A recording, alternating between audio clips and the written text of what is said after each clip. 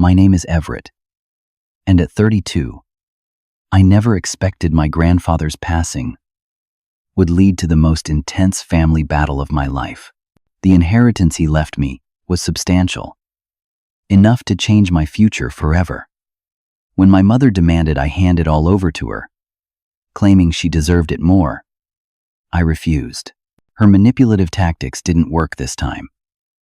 Then came the text inviting me to a so-called family meeting to discuss things reasonably. Walking in to find lawyers waiting with transfer papers was shocking, but they had no idea what I had planned.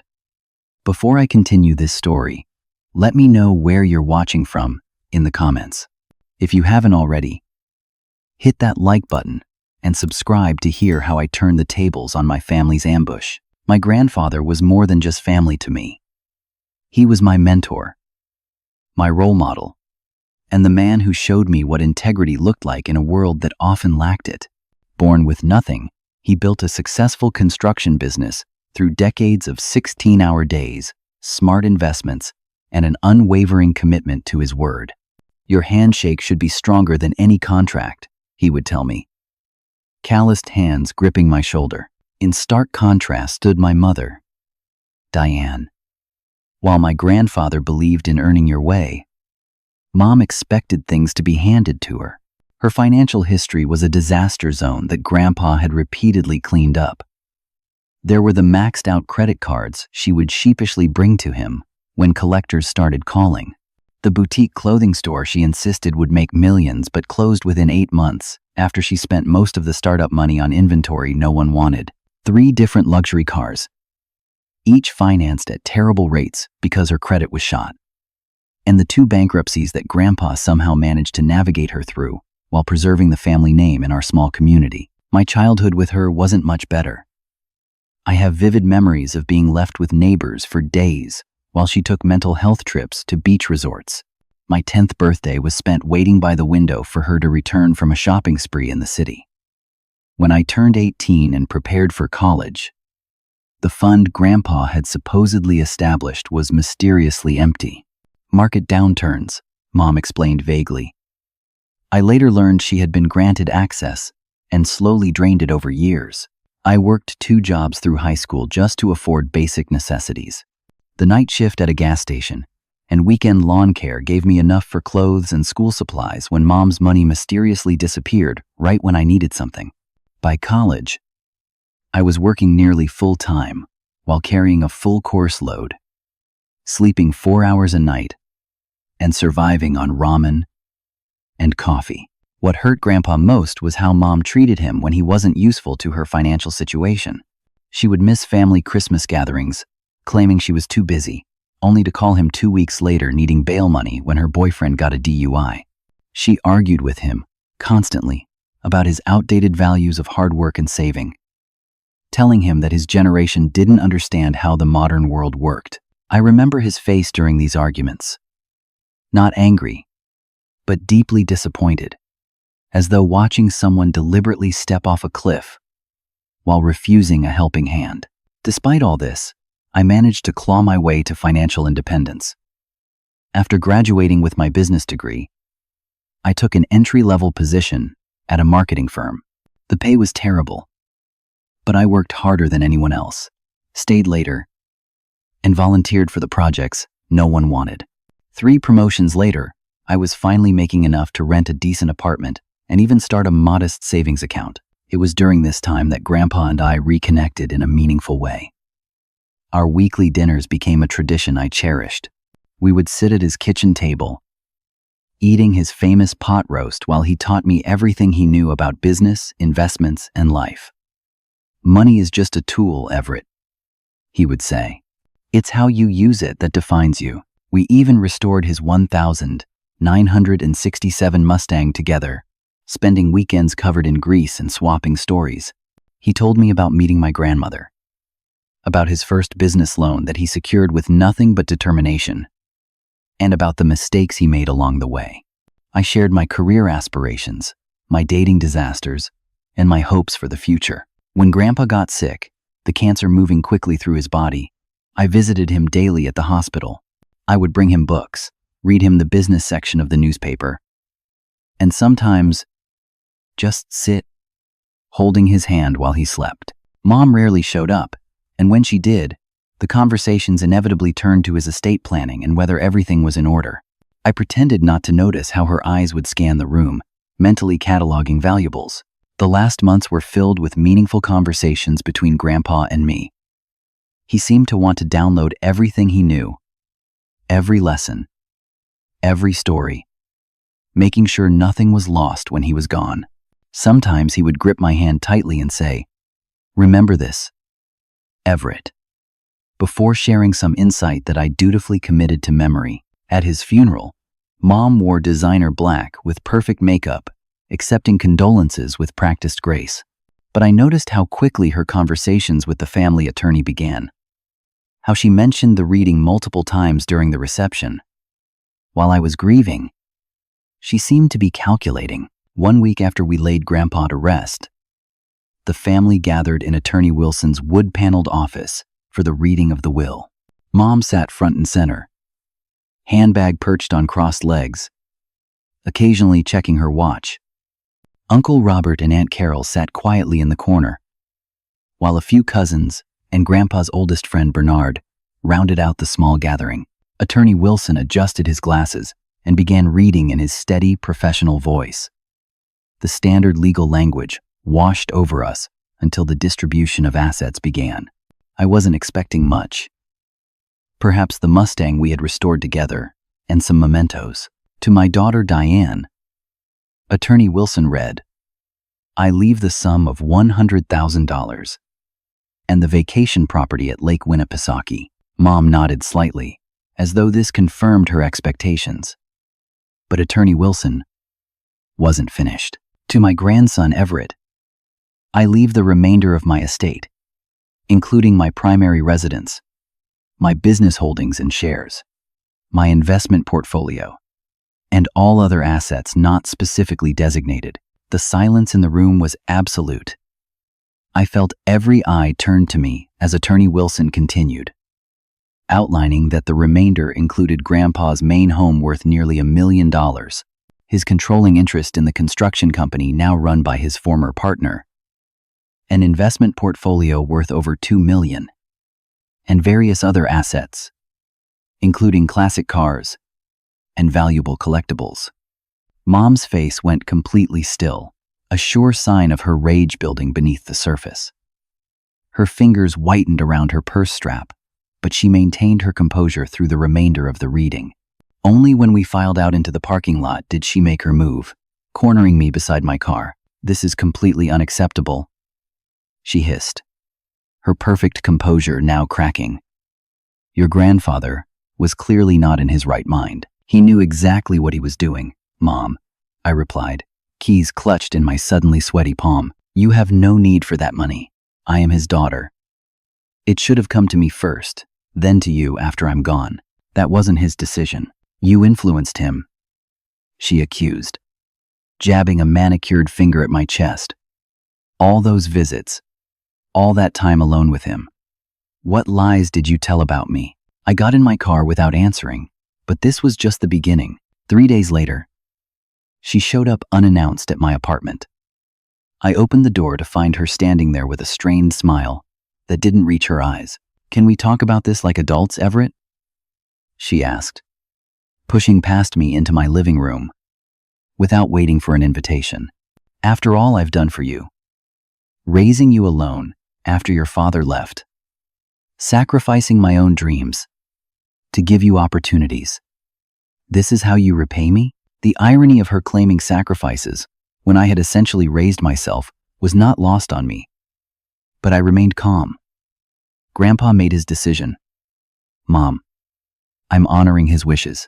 What started as guilt tactics quickly escalated. "You have no idea what I'm going through financially right now," she said, voice trembling. "I have medical bills you don't know about. The lake house needs a new roof. My car is breaking down." When these appeals didn't work, her true colors emerged. "You selfish, ungrateful little snake," she spat. "I should have known you'd turn out just like your father. I will contest this will." I will tell everyone how you manipulated a dying old man. By the time I'm done, no one in this family will speak to you again." Over the next week, my phone blew up with texts and calls, each more manipulative than the last. "Your grandfather promised me that money verbally." One text claimed, "I'm about to be evicted," stated another. Though I knew she owned her condo outright thanks to Grandpa's previous generosity, the extended family started calling too. Cousin Tyler wanted to know if what Aunt Diane was saying was true, that I had somehow tricked Grandpa. Uncle Robert left a voicemail suggesting I do the right thing for family harmony. It became clear that Mom was spreading her narrative widely and effectively. Things got stranger when I overheard her at a restaurant while I was having lunch with a colleague. She was 2 booths away. Not having noticed me, talking excitedly on her phone about a beachfront property she was considering in Florida. "Once everything is settled, we'll make an offer," she said confidently. "The inheritance situation is just a temporary setback." Later that same week, her boyfriend Todd pulled up to a family dinner in a brand new BMW. When I commented on it, he mentioned that it was just a loaner while his custom order was being finalized.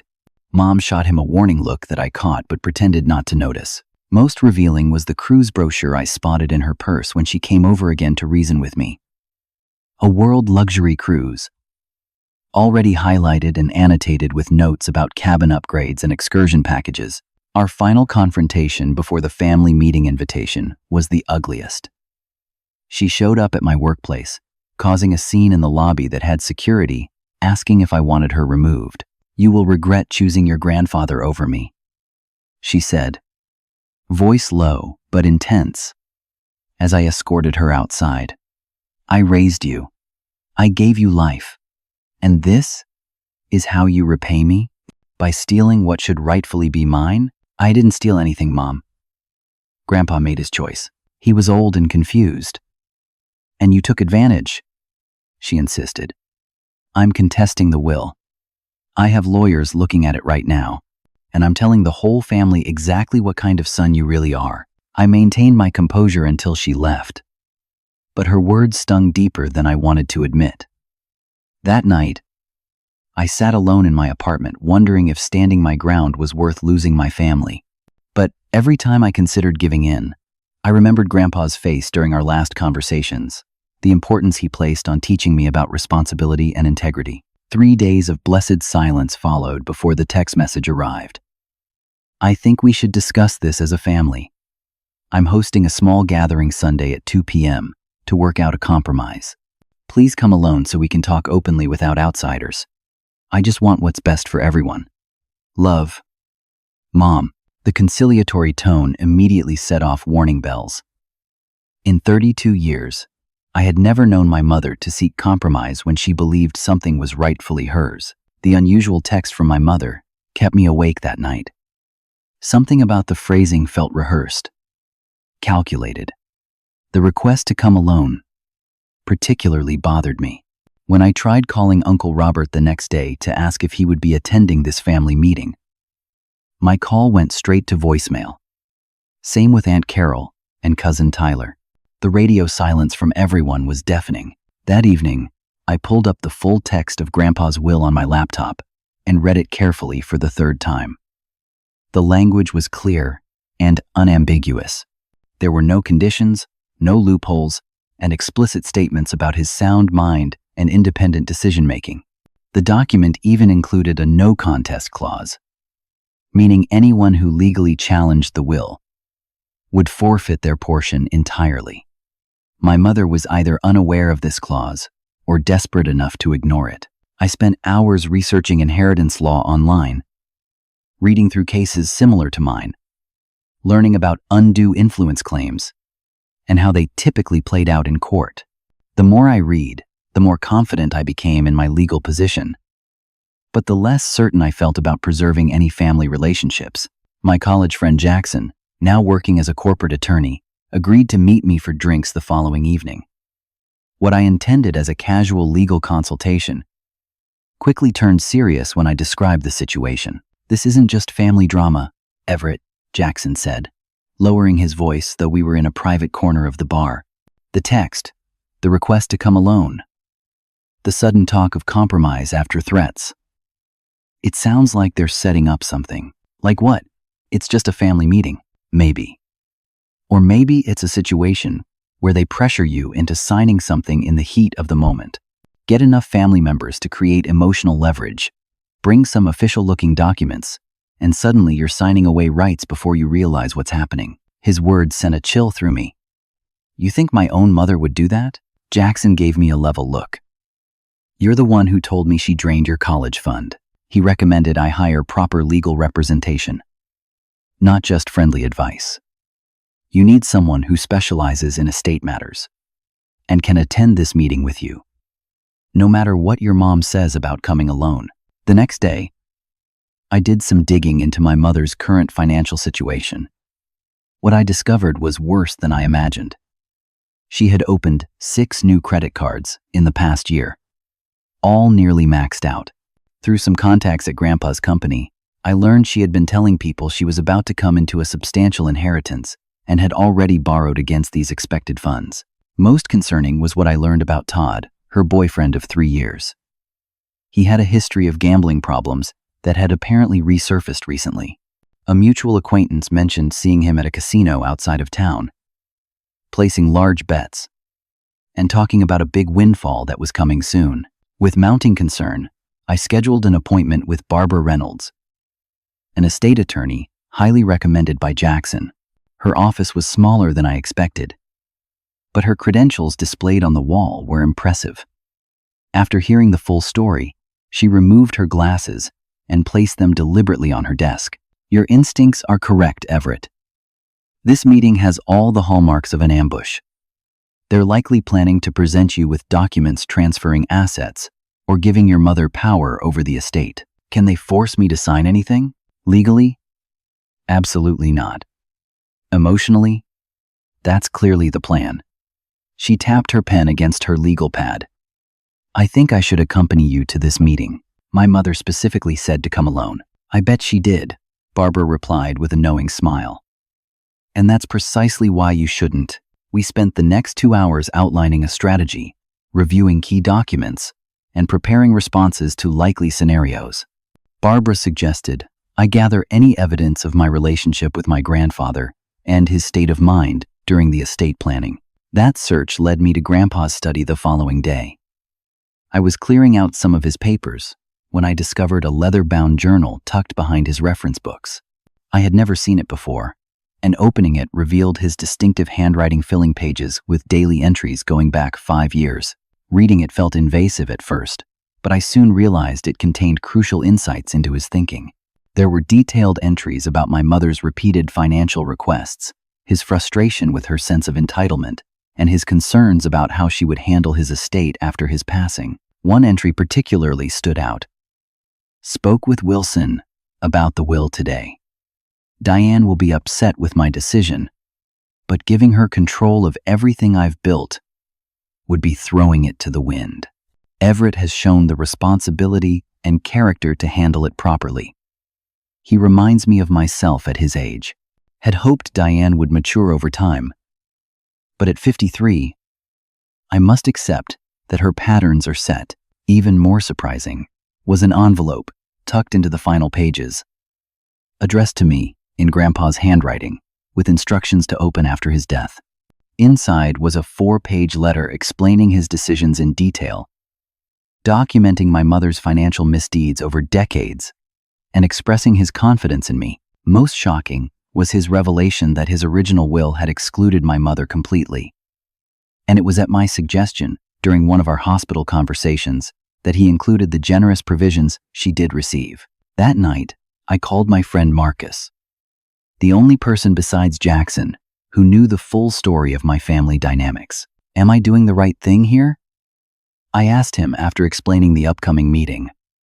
Sometimes I wonder if any amount of money is worth this kind of family implosion. This isn't about money, Marcus said firmly. This is about honoring your grandfather's wishes and not letting your mother manipulate you like she always has. Would your grandfather want you to cave to this kind of pressure? The answer was clear.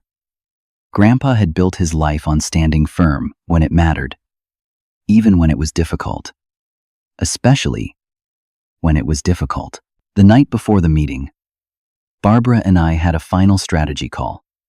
We reviewed all the documents I would bring, practiced responses to emotional manipulation tactics, and confirmed our approach. I would arrive alone as requested, but Barbara would come 15 minutes later, staying in her car until I texted her. "Remember," she said before hanging up, "no matter how heated it gets, make no promises and sign nothing. Not even something that seems innocent, like an attendance sheet. Anything can be doctored later." The morning of the meeting, I followed my normal Sunday routine to stay calm. A 5-mile run, a protein, heavy breakfast, and 20 minutes of meditation. I dressed in a casual button-down and slacks, professional but not formal. As I drove to my mother's house, I rehearsed Grandpa's advice for tough negotiations. Listen more than you speak, never show anger, and always know your walk-away point. Pulling up to the house, my suspicions were immediately confirmed. There were several cars I didn't recognize, including a black Mercedes with a law firm parking permit and a BMW with custom plates reading LGLPR01. Through the front window, I could see multiple people already gathered, and what looked like briefcases on the coffee table. I sat in my car for a moment, heart pounding despite all my preparation. Then I texted Barbara. "Multiple cars. Definitely lawyers present. Coming in now." Her response was immediate. "Understood. I'm 4 minutes away. Text when needed." Taking a deep breath, I walked to the front door of the house where the most difficult confrontation of my life awaited. The doorbell chimed with artificial cheerfulness as I pressed it. Through the decorative glass panels, I could see movement inside. And then, my mother opened the door with a smile that didn't quite reach her eyes. "Everett, I'm so glad you came," she said, pulling me into a stiff hug that felt more like a performance than affection. She was wearing an expensive blouse I hadn't seen before, her hair freshly styled. "Everyone's already here." Stepping into the living room revealed exactly what I had feared. Uncle Robert and Aunt Carol sat together on the sofa, both looking uncomfortable. Cousin Tyler leaned against the fireplace, studying his phone with too much interest. And on the love seat were two strangers in business attire, a man and a woman, with leather portfolios and what looked like contract documents spread on the coffee table before them. "You remember everyone, of course," Mom said brightly, gesturing around the room. "And these are my friends Thomas Baker and Judith Collins. Thomas is a family law specialist, and Judith is a financial advisor. They're just here to help us work through some paperwork." The lawyers nodded politely, their expressions professionally neutral. I noticed neither offered their hands or business cards, a deliberate distancing that spoke volumes. "Can I get you some coffee? I made those cinnamon rolls you liked as a kid," Mom continued, moving toward the kitchen without waiting for my response. The scene was surreal, set up like a normal family gathering despite the legal ambush being prepared. On the dining table, I could see a spread of pastries, fruit, and coffee, all arranged to create an atmosphere of casual family togetherness. "How have you been, Everett?" Uncle Robert asked, attempting small talk while we all pretended this was a normal visit. "Work going well? It's fine," I replied, taking a seat in an armchair that allowed me to see everyone in the room. "Busy season right now." The awkward small talk continued as Mom bustled back with coffee. No one mentioned the inheritance or the clear purpose of the meeting until everyone had a beverage and Mom had insisted I try a cinnamon roll just like Grandma used to make, though I knew for a fact my grandmother had never baked a day in her life. Finally, Uncle Robert cleared his throat and shifted into what seemed like a rehearsed speech. "Everett, we're all here because we care about this family. Your grandfather would have wanted us to work together, to support each other." "That's right," Aunt Carol joined in, her voice taking on an emotional quaver. "Your mother has been through so much, raising you alone after your father left, supporting your grandfather during his illness. She sacrificed everything for this family. I said nothing, simply sipping my coffee and watching the performance unfold. My silence seemed to unnerve them slightly. Cousin Tyler finally looked up from his phone. Look, man. No one's saying you don't deserve something from Grandpa. But your mom is his daughter. Don't you think she should get the bulk of everything? It just seems selfish to keep it all. Their narrative was becoming clear, and it was entirely fictional. According to their version, my mother had been Grandpa's primary caretaker, had sacrificed her own financial security to raise me and support him, and had some unwritten agreement with Grandpa about the inheritance. In this alternate reality, I was the opportunistic grandson who had swooped in at the last minute to manipulate a dying man. Your grandfather and I had an understanding, Mom said, perching on the arm of the sofa. He always told me the business would be mine to secure my retirement. We discussed it many times. The family lawyer, Thomas, nodded sympathetically. Verbal agreements like that can sometimes be considered in estate matters, especially in close family situations. What had started as polite suggestions was rapidly shifting to more direct pressure. Uncle Robert's expression hardened slightly. The family needs this resolved quickly. Everett, your mother has financial obligations that were planned with this inheritance in mind. And frankly, Aunt Carol added, her earlier tears now mysteriously absent, if you fight this, you're essentially cutting yourself off from the family. Is that really what you want? To be alone? The subtle threats continued to escalate. Cousin Tyler mentioned how word gets around in this town about family disputes. Uncle Robert brought up how Grandpa would be heartbroken to see the family torn apart over money. The subtext was clear. Give in, or become an outcast. Throughout this, the lawyers maintained their professional demeanor, but I noticed how they would occasionally nod at particularly persuasive points, lending artificial credibility to the manipulation. Their presence was strategic, designed to add official weight to the proceedings. After about 20 minutes of this coordinated pressure campaign, Thomas the lawyer reached into his portfolio and extracted a document set. We've taken the liberty of drafting a simple transfer agreement, he said smoothly, sliding the papers across the coffee table toward me. It essentially redirects the bulk of the estate to Diane, as your grandfather would have wanted, while still leaving you a generous portion. I glanced at the top page. The generous portion appeared to be 10% of the total estate value, while my mother would receive 90% and full control over all business interests. This arrangement saves everyone the cost and emotional damage of a prolonged legal battle, added Judith, the financial advisor. Your mother is prepared to withdraw any potential challenges to the will if you sign today. We have a notary on standby, Thomas added, checking his watch. She can be here in 10 minutes if we call now. The pressure in the room was palpable. Everyone was watching me, waiting for my response. My mother stepped forward and placed her hand on my shoulder, squeezing slightly too hard to be affectionate. Just sign it, Everett. Don't make this harder than it needs to be. It's what your grandfather would have wanted. Thomas slid an expensive pen across the table with a meaningful look. The document sat there. Post-it tabs marking signature lines. Everything prepared for an efficient transfer of everything my grandfather had built and explicitly left to me. The room went quiet. All eyes were on me as I reached for the papers, flipping through them slowly. I could feel my mother's grip on my shoulder relax slightly, anticipating victory. I took a deep breath, keeping my face neutral as I continued examining the documents. Years of dealing with my mother had taught me the value of a poker face. Inside, my heart was racing, but outwardly, I maintained a calm, thoughtful expression. After a moment that stretched just long enough to become uncomfortable, I looked up at the circle of expectant faces and said evenly, "Funny, I brought someone too." The confusion on their faces was instant.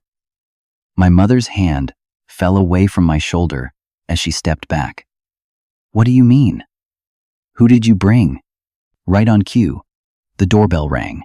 The timing couldn't have been better if we'd rehearsed it. "That would be my guest," I said, standing up. "I'll get it, Everett." "Wait," my mother said sharply, moving to intercept me. "We agreed this would be just family." "No, Mom. You requested that." "I never agreed." I walked to the door, despite her attempt to block my path. Opening the door revealed Barbara Reynolds, looking every inch the professional attorney in her tailored suit, briefcase in hand. "Good afternoon," she said with a polite smile. "I hope I'm not late." I invited her in and made introductions. "Everyone, this is Barbara Reynolds, my attorney. Barbara, this is my family and, apparently, their legal team." The atmosphere in the room transformed instantly. Thomas and Judith exchanged concerned glances. Uncle Robert shifted uncomfortably on the sofa. My mother's face flushed with anger. "This was supposed to be a private family discussion," she hissed. "Which is why you brought two legal professionals?" Barbara asked mildly, setting her briefcase on the coffee table next to the transfer documents. "May I?" Without waiting for permission, she picked up the papers and began reviewing them with practiced efficiency. "These documents are completely inappropriate," she announced after a brief review. "The terms violate the explicit instructions of the will, and the transfer percentages are absurdly one-sided. No reasonable attorney would advise their client to sign this." Thomas straightened his tie defensively. "The family is simply trying to honor verbal agreements that weren't formalized in the will." "Interesting approach," Barbara replied. "Before we discuss that further, I believe my client has some information to share with the family." This was my cue. I opened my own satchel and removed Grandpa's journal, along with copies of key entries I had marked.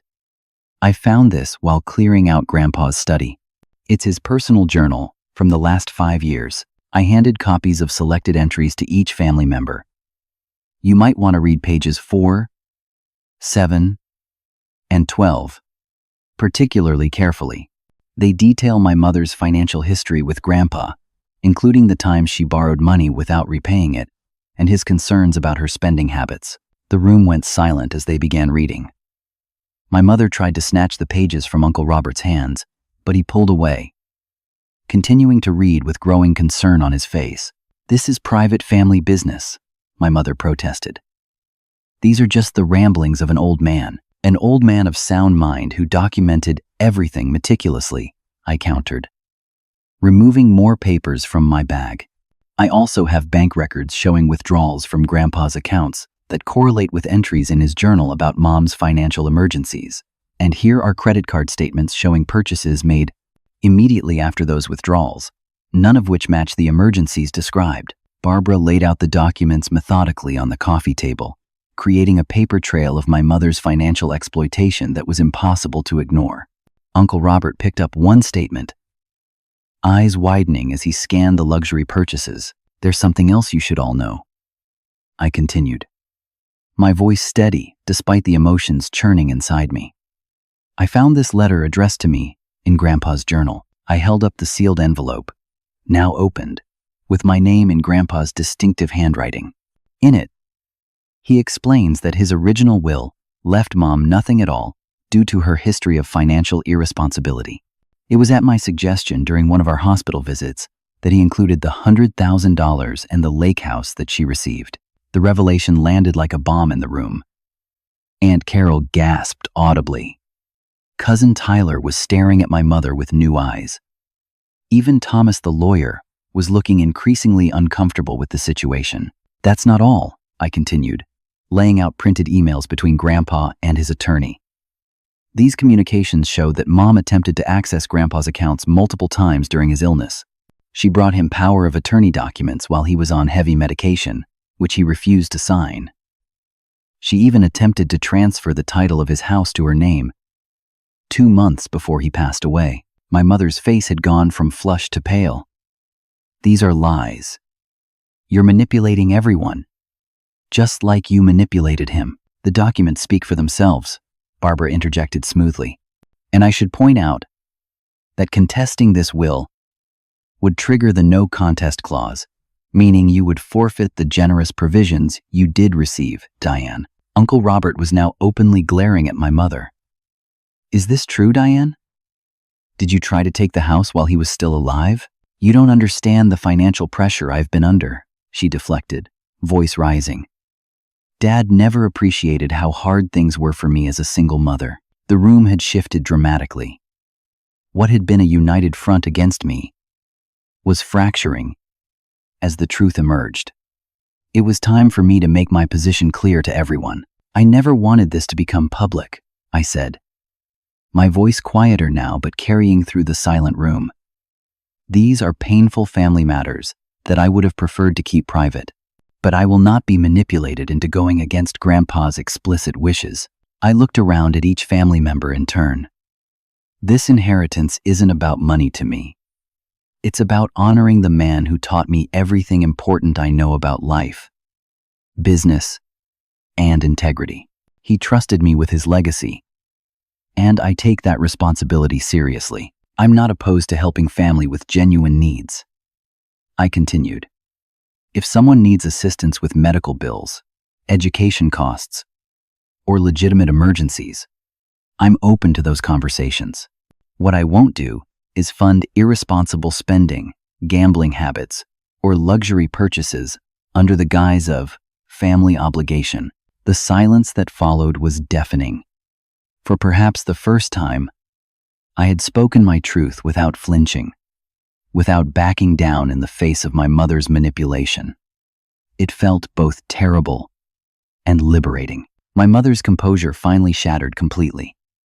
The mask of reasonable negotiation fell away, revealing the rage that had been simmering beneath the surface all along. You ungrateful little thief, she spat, rising from her seat with such force that her coffee cup toppled over, spilling onto the transfer documents. After everything I've done for you, I gave birth to you. I raised you. And this is how you repay me? By humiliating me in front of my own family? Diane, please. Uncle Robert started, but she cut him off with a slashing gesture. No, you don't get to take his side now. This was supposed to be simple. He was supposed to sign the papers. Her outburst confirmed everything I had suspected about this family meeting. It had never been about compromise or discussion, only about pressuring me into signing away my inheritance. Thomas, the lawyer, began gathering his documents, clearly recognizing that the situation had deteriorated beyond salvaging. Perhaps we should reschedule when emotions aren't running so high, he suggested diplomatically. There's nothing to reschedule, Barbara replied firmly. My client has no intention of transferring these assets contrary to his grandfather's explicit wishes. The confrontation might have ended there, but Todd, my mother's boyfriend, chose that moment to emerge from the back hallway where he had apparently been waiting. He looked uncomfortable, glancing between my mother and me. Should I still call about that property in Naples? He asked my mother, seemingly unaware of how the meeting had unraveled. Not now, Todd, she hissed. But the damage was done. What property in Naples? Aunt Carol asked, eyes narrowing. Todd, realizing too late his mistake, attempted to backpedal. Just something we were looking at. Vacation rental potential. Beachfront, I added, remembering the conversation I had overheard. With a boat slip, right? The look my mother gave me could have frozen fire. My financial plans are none of your business. They are when they involve spending my inheritance before you even have it, I replied evenly. Todd, apparently missing the tension in the room, continued digging the hole deeper. And we might need to rethink the specs on the car. The dealer called, and the custom package adds another $30,000. Uncle Robert stood up abruptly. So this is where the inheritance was going? Vacation homes and custom cars? While you told us it was for medical bills and securing your retirement? And the world cruise? I asked, watching my mother's face. The one with the deluxe suite you've already put a deposit on? The room erupted into multiple conversations. Aunt Carol was demanding answers from my mother, about the medical emergency money she had lent her last month. Cousin Tyler was arguing with Todd about the car. Thomas and Judith were attempting to make a discreet exit amid the chaos. Barbara leaned close to me. "This is going about as expected," she murmured. When the initial shock and arguments began to settle, I nodded to Barbara, who cleared her throat authoritatively. "If I may," she said, commanding attention. My client came prepared with a counterproposal in the spirit of family support despite these revelations. She removed a document from her briefcase and laid it on the coffee table. Everett is prepared to establish several structured funds from the inheritance. An education fund for younger family members to attend college or trade school. An emergency medical reserve for genuine health crises, with payments going directly to providers, and a small business investment opportunity for family members with viable business plans, subject to proper oversight. The proposal was reasonable and generous, addressing legitimate family needs while preventing the kind of financial mismanagement my mother had demonstrated throughout her life. It was exactly what Grandpa would have wanted. Supporting family while encouraging responsibility. "This is insulting," my mother declared.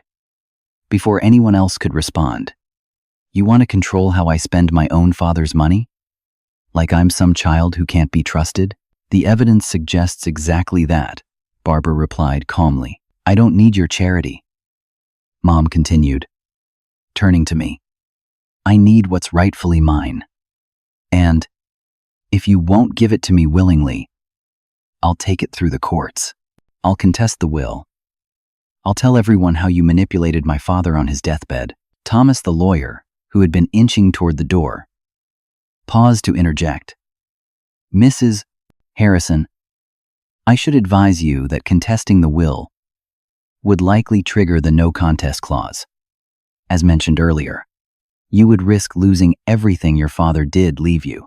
"Whose side are you on?" she demanded. "I'm simply providing legal advice," he replied, professional demeanor cracking slightly.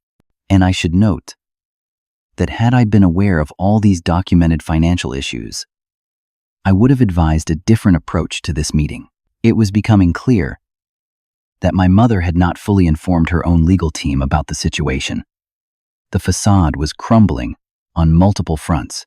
"This meeting is over," my mother announced abruptly. "Everyone out. Now. And Everett, don't think this is finished. Not by a long shot."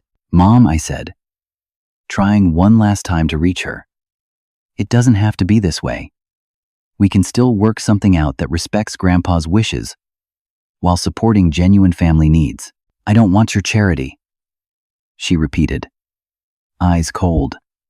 "I want what should have been mine." With that, she stormed toward the front door, holding it open dramatically. "That includes you, Robert. Carol. If you're not with me on this, you're against me." The moment of decision had arrived for the rest of the family. Uncle Robert looked between my mother and me, clearly torn. Aunt Carol stood frozen, uncertain. Cousin Tyler looked thoroughly uncomfortable with the entire situation. "I think we need time to process all this," Uncle Robert finally said. Diplomatic, as always. "This isn't something that can be decided in the heat of the moment." My mother took this as the betrayal it essentially was. "Fine. Take his side. All of you. See if I care." One by one, the family members filed out, leaving me, Barbara, and my mother in a triangle of tension. Todd had wisely disappeared, back down the hallway. "You'll regret this," my mother said quietly as I gathered my documents. "When you need family most. Remember, today." "I'm not the one destroying this family, Mom," I replied, suddenly tired beyond words. "I'm just refusing to be manipulated anymore." Barbara and I left together, the warm sunshine outside a stark contrast to the cold confrontation we were leaving behind. As we walked to our cars, I felt both victorious and devastated. I had stood my ground, but at what cost?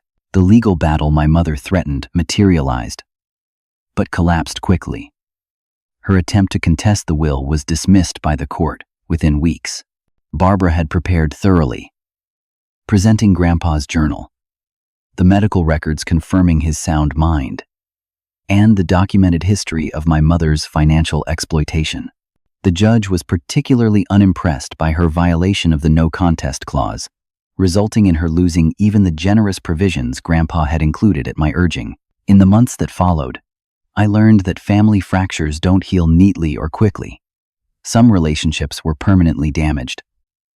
Others evolved in unexpected ways. The family divided into factions, much as I had feared.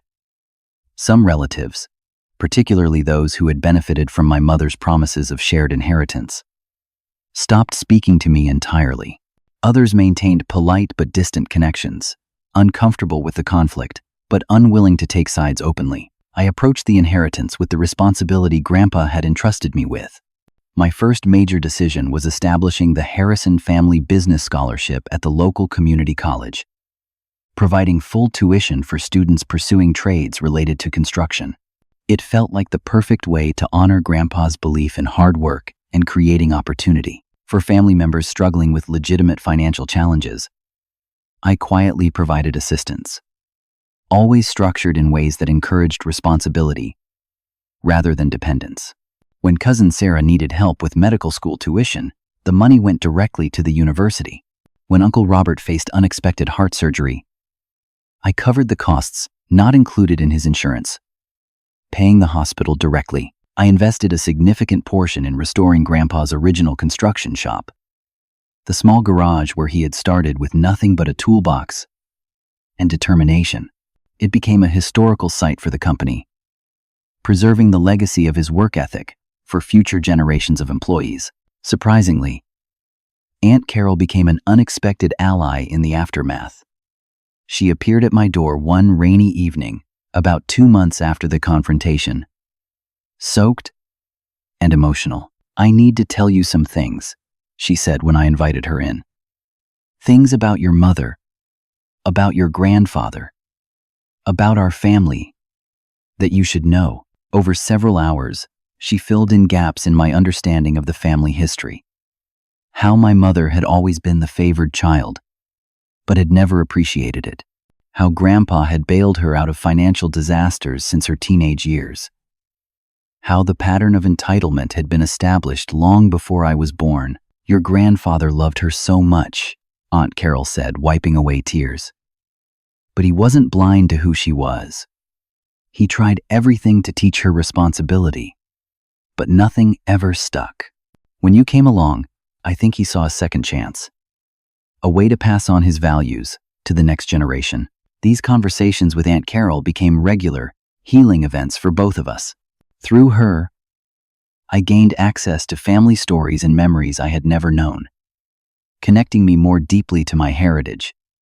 Despite the ongoing rift with my mother, the emotional toll of the conflict was substantial.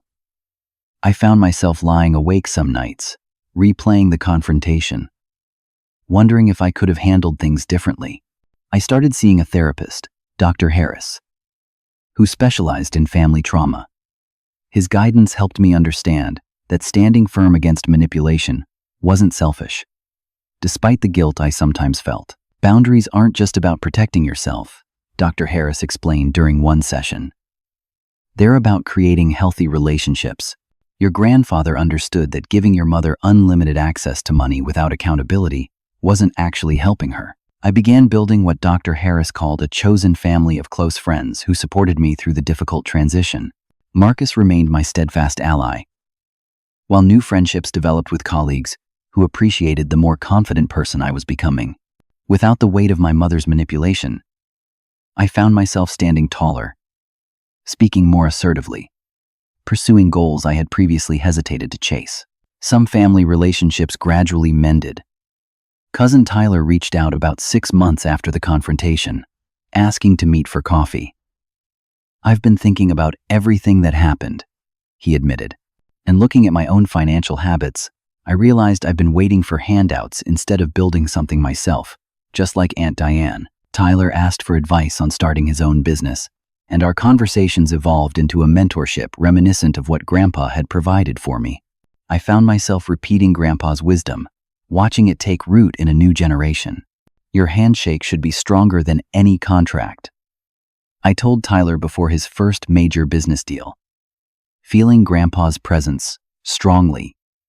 In that moment, Uncle Robert eventually acknowledged that he had enabled my mother's behavior for years. I thought I was helping my sister, he confessed. During a family dinner I hosted at my new home, but I was just making it easier for her to avoid responsibility.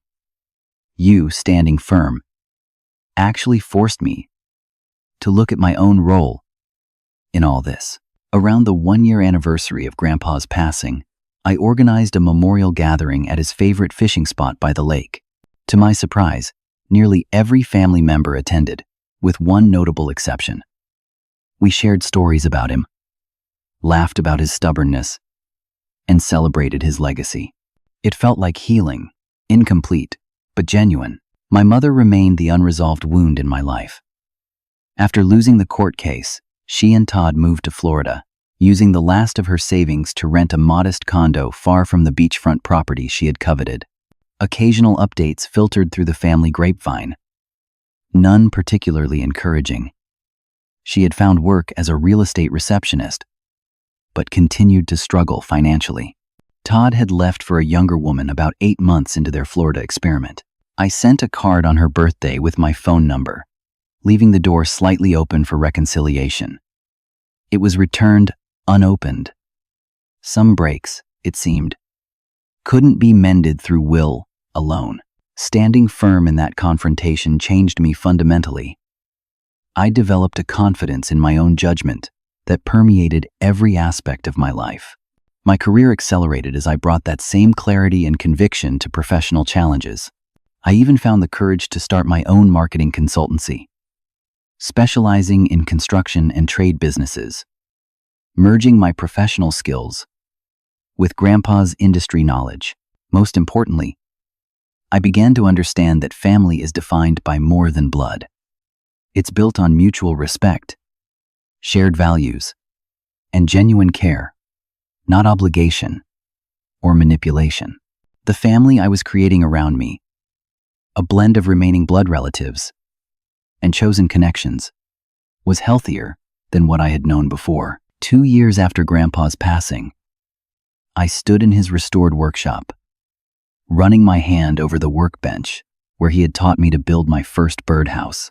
The inheritance had provided financial security, certainly, but the true legacy was what he had built in me, the capacity to stand firm in my values, even when it was painfully difficult. The money is just a tool, Everett, I could almost hear him say. It's how you use it that defines you. That's the lesson I carry forward every day. That integrity matters more than approval. That genuine support encourages growth, while enabling perpetuates harm. That sometimes the most loving thing you can do is stand firm when it would be easier to give in.